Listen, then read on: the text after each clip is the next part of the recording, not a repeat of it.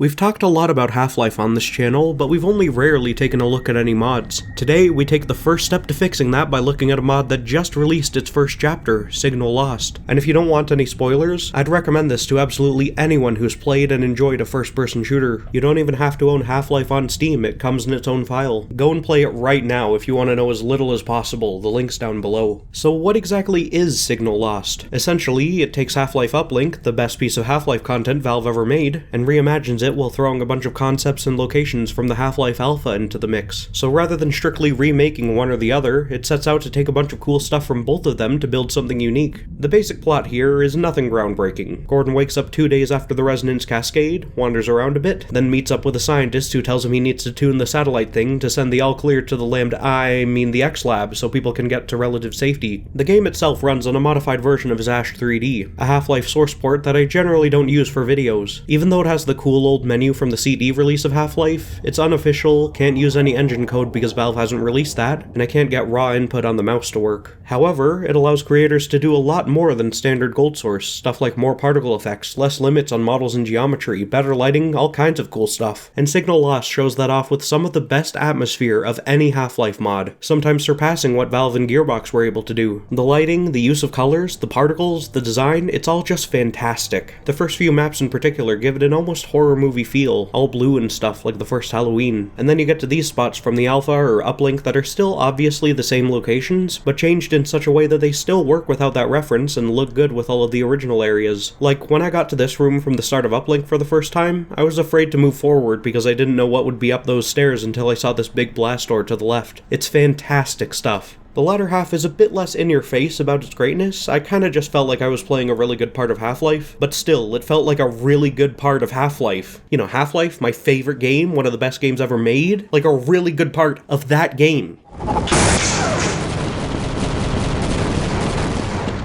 However, and I want to make it clear that this isn't actually a problem, it's just my personal taste, I think I would have enjoyed the mod more without some of the alpha aesthetic. The guards wander around like wind-up toys and the zombies get a bit silly.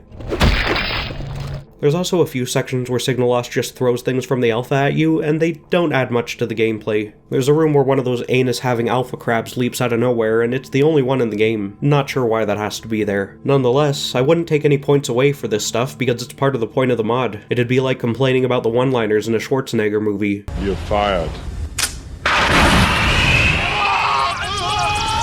And while we're nitpicking, you can't actually interact with the vending machines outside of the uplink reference. Boy, I hope somebody got fired for that blunder. I have no complaints for the sound though, which further sells this mod's atmosphere.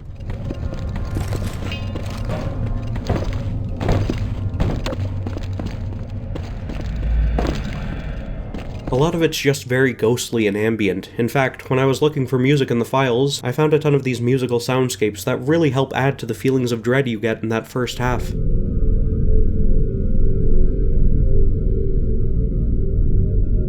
Moving on to combat, there's some rebalancing going on here. You barely get any ammo for the first chunk of the chapter, so you're forced to use the crowbar, which is slower than in Half-Life. If the goal was to make these parts feel like survival horror, then mission accomplished. I was paranoid as all hell until I got to the soldiers. The combat's pretty great throughout. I especially enjoyed the set pieces with the machine guns, but there are some sections made a bit easier by starting the player far away and above the enemies. I'm sure they'll get more challenging in the other chapters though, especially given Uplink's tendency to return to previous arenas for more challenging fights. The way you move through the mod is fairly straightforward, but there's plenty of stuff to find. Speaking of, anytime a Half-Life game makes you look around the environments for secrets, it's doing something right.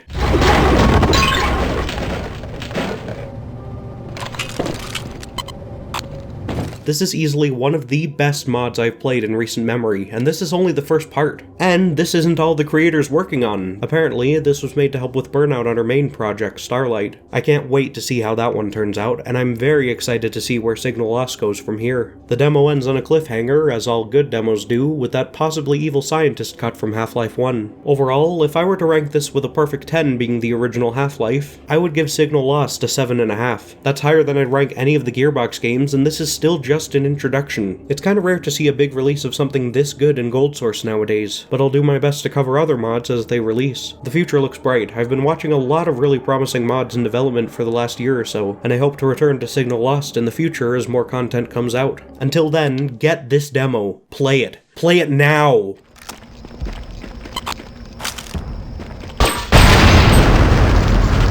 and let me know about any other mods you're looking forward to in the comments or in my Discord server, link below. Thanks for watching.